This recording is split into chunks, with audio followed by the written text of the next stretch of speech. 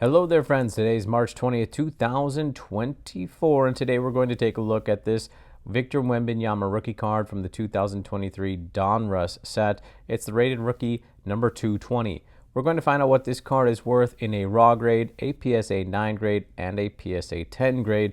We're going to do that by collecting comps, actually, and sort of averaging things out, creating first, second, third offers, as well as what I would personally be listing this as if I had it in my own collection and wanted to sell it. So let's get on to it. At first, we can see our graph, we can see our chart. Down below, that's where the meat and potatoes, the fun stuff will happen. But let's take a look at the top here first. The right-hand side, we've got all of our 15 recent comps. These are all taken off of eBay. Auction only, no buy it now, no best offer, just strictly auction because I like to see the back and forth between bidders. From the graph, we can see we had a low a few times of around $7.50 and a high of right around $15.50 or so. About a 100% swing on this card, which is sort of a sweet spot if you are actively trading, trying to make a few dollars at a time, or even upwards of $10, $20 on more expensive cards. So a 100% swing can be vitally important if you're looking at trading. Down beneath here, the meat and potatoes, as we call them, lots of important numbers here, but in the top right-hand corner, for the purposes of this video, I would like to draw your attention. So PSA submission rates here. These are all taken off the population report that's available online. As of today, 364 PSA submissions for this card. 93 have come back at a PSA 10. That's a 25.55% return rate for a PSA 10. Now that's important to consider because that tells us how often we can expect a grade, but also this number is significantly lower than what we're seeing with like the prisms that are out there. The prisms right now are grading at a PSA 10 rate about twice as much. So basically a coin flip, whereas this one right around that 25%. Interesting, huh? Anyways, the rest of this information here, let's explain this chart. The blue here is an important number because that is the average bid price it took in order to win one of these cards on an eBay auction. That's $11.87. Next to it, we have the average shipping price of $2.79 for an off-the-door average of $14.66 to have it show up at your front doorstep. Now, I wouldn't consider any of these numbers to be a fair market value of this card because it doesn't take into consideration that sellers have fees, and those fees generally range between 13 and 15%. So because of that, seller take home is much less, and it's averaging out at $10 even as far as what sellers are taking home. So once you subtract that 13 to 15% off of this number, you get $10. This is what I would consider to be fair market value for this card. Pretty easy, right? Nice round number to look at. I kind of like that. As far as what I personally would be offering for this card, I like to get in a little bit lower. That's why I employ a stoplight offer system. Green, yellow, red. Green is go. Yellow means slow. Red means stop. So first offer, my green offer is a 70% price point of the color blue that amounts to $8.31. Second offer, $8.91 is a 75% offer, and hard stop usually is 80%. That's $9.50. I do also like to make sure that I'm trying to get into the bottom third of sales, and in order to do that, I sort this column ascending, and then I drop down 5. 1, 2, 3, 4, 5.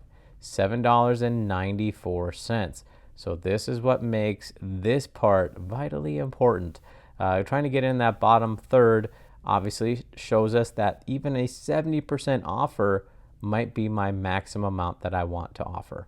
I'm not going to go any higher on this card than 70%, so $8.31. I'm not going to be doing the second yellow or even getting anywhere near that 80%. I'm going to stick hard at $8.31 for the most because I know there are opportunities on the lower end for me to get some cards. Now this brings up another good point. We are using these numbers in person, at least as far as what I use them for. I use them at trade shows. I use them at card shops. These are for cards that I can personally see, hold, check to make sure the corners are sharp, the edges are smooth, and the surface is clean. So because of that, I feel more confident in using these numbers because I know with my own visual inspection of these cards that the card is nice. If I want to sell this card at the top third, I go 5 from the bottom. 1, 2, 3, 4, 5, $12.70. It would net me about a $4 profit or so if I got in on this green lower number. Also, that amounts to a $14.99 buy it now, or a minimum bid, I should say, if you had an eBay auction up. All right. So now the next ones will go a little bit faster now that we've got that out of the way. So I would offer up to $8.31. I'd be selling it or pricing it out at $12.70, and then fair market value is at $10. Next up, PSA 9, a much more stable looking graph. We can obviously see 32 as the low, 51 is the high. As soon as you get something graded, there's a lot less speculation, obviously, and that's why the graphs will be tighter. But this graph is intriguing to me just because it has opportunity in it, right? It's not going to be that 100% swing, but, you know, it's kind of closer to that 80% swing. I haven't done the math, but that leaves plenty of meat on the bone if you want to actively trade this card. Down below, as we can see, obviously the same percentage rate for this card. It's the same card, so we don't need to worry about that. But offers are most important. Winning bid is going to be on average $40.44. Seller take home $34.78. First offer on this card, $28.31. Second, $30.33. And final offer at 80% is $82.35. As this graph gets tighter, we always end up getting a little closer to that 80% offer. So let's see what the bottom third of this market will tell us. Let's see here. Let's sort this one ascending. 1, 2, 3, 4, 5. $31.57. As I predicted, we got closer to that 80% mark. We're falling right in between the yellow and the red. So because this number gets me in the bottom third, and because it falls within the yellow and the red, this becomes my new final offer. I will spend up to $31.61, or 67 cents, I should say, in this current market for a PSA 9 graded card. Also, if I'm looking to sell in the top third, again, this will get tighter as well. $35.27 would be an offer that would net me about $4 in profit, or a $41 buy it now. Interestingly enough, basically, the rise in price for this PSA 9 kind of directly coincides with the grading prices. You don't see that all the time, but basically this card, if you get it at let's say you even get it at fair market value, right? $10 in a raw state. Then you get it graded, add another $20 to $30 if you're doing more of a bulk option, and you get your average price point. So at least you know, if you're grading this card and you get back a PSA 9, that you're not necessarily throwing money away. You took a chance to get that PSA 10, but these PSA 9s are still going for what you have invested in them, and so it's not a big loss. That's why I'm kind of interested in how this all works. Next up, let's look at the PSA 10. Not nearly as many of them out there right now. We did see, obviously, when we did the PSA, it's only 93. So it does not surprise me that we weren't able to fill out this graph. But the most important part of this graph is that downward trend, right? Look at that. So the newest on the block here is actually going to be this lower number, 205. This scares me. This is why I'm anywhere near buying a PSA 10 right now. I would rather buy a PSA 9 at this point, just for the consistency, instead of this PSA 10. This probably has many factors, many reasons why. My bet is that we are starting to see a lot more of the prisms for rookie cards come out right now, just because that product really dropped rather recently.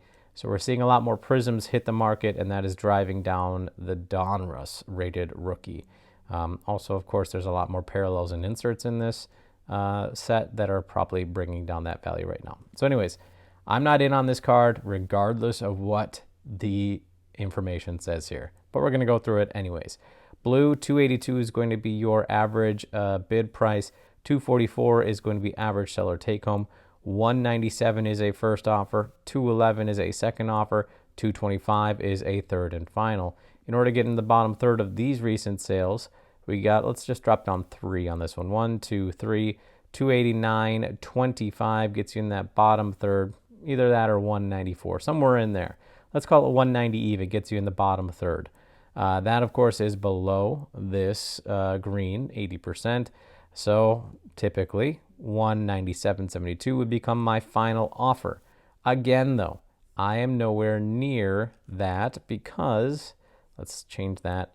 This graph scares me. That 205, let's see if we can find that on here. So 205 right here. That 205 most recent amounts to 177.97 after sellers pay their fees, okay? So that's why I'm not getting anywhere near this 197.72. I'm not buying this card unless I can get it for, I don't know, let's call it 120 bucks in person is something that I might be interested in. Until this graph, until this market levels itself out and I can get more consistent price points on it, or even, to be honest with you, a full comp set out of it, I'm not getting anywhere near it. If you want to sell in that top third of sales just to pretend that it works, 307 would be the top end. Again, those numbers happened a while ago, right? Those happened basically early on in this graph, and that steady graph is scary, all right? So that's what I think this card is not really valued at. This one is very confusing, but I hope you understand that there are times to get in on the market and times to stay on the sidelines. For me, this 2023 Panini Donruss card number 220 at the PSA 10 grade is something I'm staying very, very far away from. Take care, my friends.